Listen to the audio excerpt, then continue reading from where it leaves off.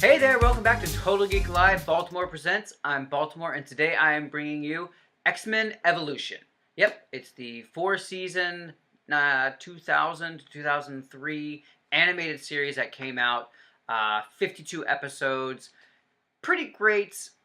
Sort of started out, got really good, and then they pulled the plug on it, and you're like, why do you do this to me? It was really interesting. I did not care for it when it first came on the air because I was just like, it felt too simplistic. It felt too reimagined for reimagining sakes, adapted for just to do it. So I didn't really care for it. And the first few episodes didn't really entice me or appeal to me. So I let it go. I didn't watch it for the first season or two, at least. But I got on the bandwagon after that in the third season, the fourth season. I was like, yee. And then they stopped it. But the X-Men Evolution came, a few years after X-Men animated series was over. And, we were still kind of reeling from that. Really, really loved it. And, they kind of made this new series of X-Men. It was on the Kids WB premiering. It reimagined the X-Men as actual teens in high school setting, which, goes back to the 1963 issues when they actually do come the strangest teens of all. You have Storm, Beast, and Wolverine as the teachers, along with Xavier. And then for the actual X-Men teens, you have Jean Grey, you have Cyclops, Nightcrawler, Kitty, Spike, who was a character created for the show, who was a nephew of Storm, and Rogue.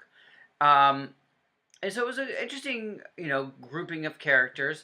Nightcrawler and Kitty had both been in the Pride of the X-Men, and sort of Nightcrawler was featured in an episode or two of the animated series. Kitty was sort of in an episode there, but nothing. Spike, of course, is a brand new character.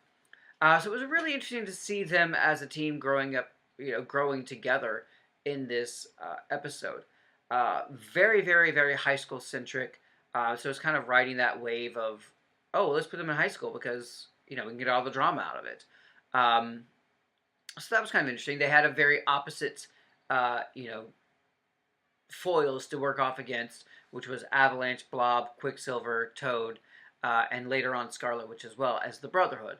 Even though I don't believe they're actually really ever referred to in the beginning as the Brotherhood. They were just other kids from the school. And sort of what kind of irks me is when they take a character and then kind of just change them completely just because they want to. Really annoys me. And they did that with Toad and with Avalanche. They're the characters, but they're Americanized and they have different names. And so that's a little annoying that happened, but calm down, let it go, and just enjoy. So I did. And the first season, was fairly kind of rudimentary. You kind of dealt with them in the school setting. You had Mystique as the principal. Then later on you had Senator Kelly, although in this version he's Principal Kelly. Then you have Beast, who actually goes through his transformation, which is kind of cool to see, and actually transformed into a Beast character who comes and teaches at the Xaviers. But it was really kind of fascinating because once you get past them de-aging everybody and making it all about high school, there's a lot of opportunity there. And, to their credit, they added some really great people into the team. They added the New Mutants into it. They added Iceman into it. Angel was there. Boom Boom was actually really fun. She actually it was a really great kind of character to bring in because you really spice things up. And there's a great scene when they the Bayville Sirens, Jean, Rogue, Kitty, and Boom Boom, and it's just so awesome. It's kind of recreated Heather's theme or whatever as they walk down the hallway at school. So that's kind of fun. You get some fun moments in here. You have a lot of one-off characters that come in. You're like, oh my god, I can't believe they're able to use them. That's so cool. So there's a lot of moments like that which are really great in the first couple of seasons, and later on in third and fourth as well. There's a lot of growth that happens, which is kind of cool. Um, Season 3 really kind of is much more serious. The first two seasons are kind of lighthearted. Then towards the end, it gets a little more focused on the serious nature of the mutants as they're revealed to the world. You have the Morlocks coming into it, Rogue and Mystique and Magneto and Nightcrawler. You know how you have those kind of familial relationships that are kind of bubbling and really fascinating. You know, to see that, see them grow and develop and fight against each other and have that kind of like push pull tug emotional, you know, going back and forth. It was really, really great. And then, you know, at the end of season 3, you have the great tease for Apocalypse, and you're like, oh, what are they gonna do? What are they gonna do? And you're like, please make it good. And season 4, like, pulled no punches. It was great. It was, this is now what I want to see. I was really excited about season 4, and it was just all about all out battle. You know, you have Apocalypse taking his new horsemen, which was Magneto, Mystique, Xavier, and Storm, and those are some, you know, powerful mamma jammas. And it was really great to see the X-Men come together to try to stop that from, you know, Apocalypse from ascending. And it was really great theme music throughout of it. Each one character had some, you know, fun little theme music to accompany them, which was really great. And it was a lot of nice little nods to, if you were looking for it, you would see it. Like, there was a moment when the O5 actually were on screen together, and you have Iceman saying, wow, this is a cool team. And it's like, those are kind of moments that you live for. You're like, oh, yes. And then you have a moment with Kitty Pryde and Nightcrawler and Colossus together, kind of homaging their time as members of Excalibur. So that was really cool. And it was just kind of nice to see those kind of moments happening, and you're like, this is, yeah, I'm down for this. And then you have, which was really interesting, and something that, you know, has only happened maybe a handful of times, is you have an introduction of a character into an animated series that will later on premiere in the real comics, and that's X-23, created by Craig Kyle and Chris Yost. And X-23, if you don't know, is the female clone of Wolverine, and she was introduced first premiered in an episode of X-Men Evolution. And, you know, she has 2 claws here, and then she has claws in her foot, 1 claw in her foot.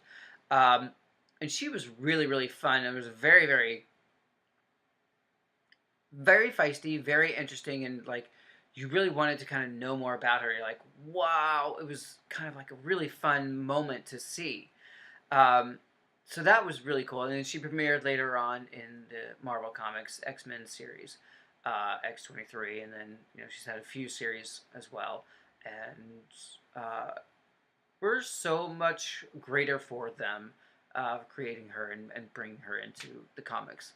A lot of great things have come. So that's really awesome to kind of have that, you know, asterisk by, you know, X-Men Evolution. And then it stops.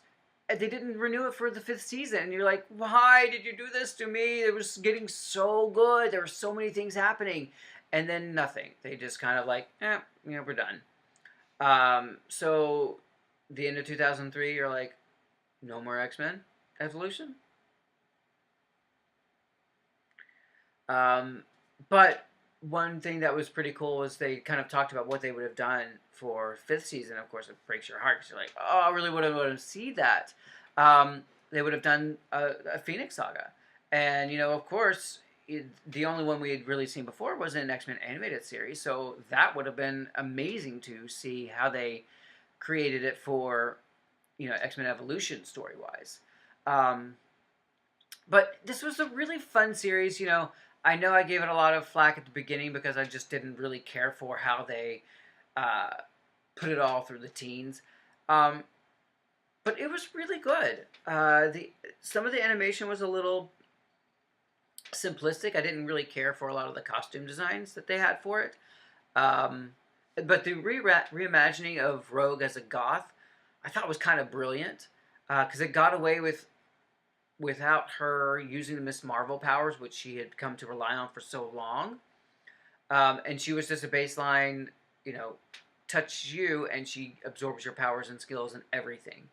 Um, so that was pretty interesting to kind of have her in a new kind of light that you hadn't really seen. And of course, they kind of tried it in with the regular comics later on, um, with varying degrees of success.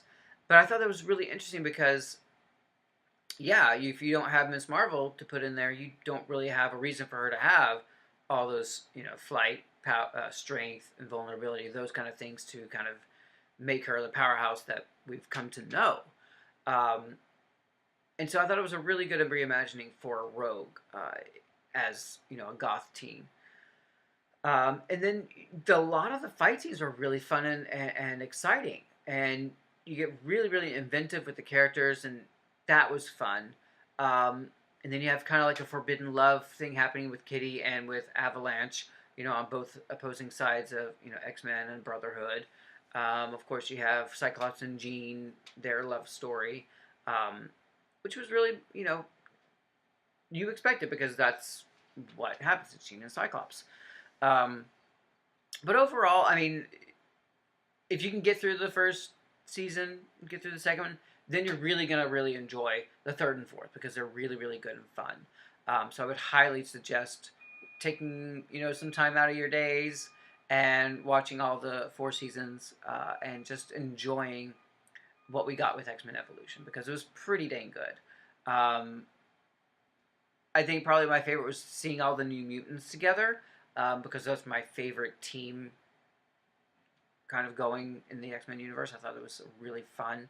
And to see them in this X-Men Evolution wise was really cool. But who were your favorite characters in X-Men Evolution? Who did you really have a strong affinity for? Who didn't you like? And what was your favorite episode? Let me know down at the bottom. Comment, like, subscribe, share. Let everyone know what your thoughts are about X-Men Evolution. And I will be back with some more X-Men stuff soon. So take care of yourself. And as always, it's all geek to us.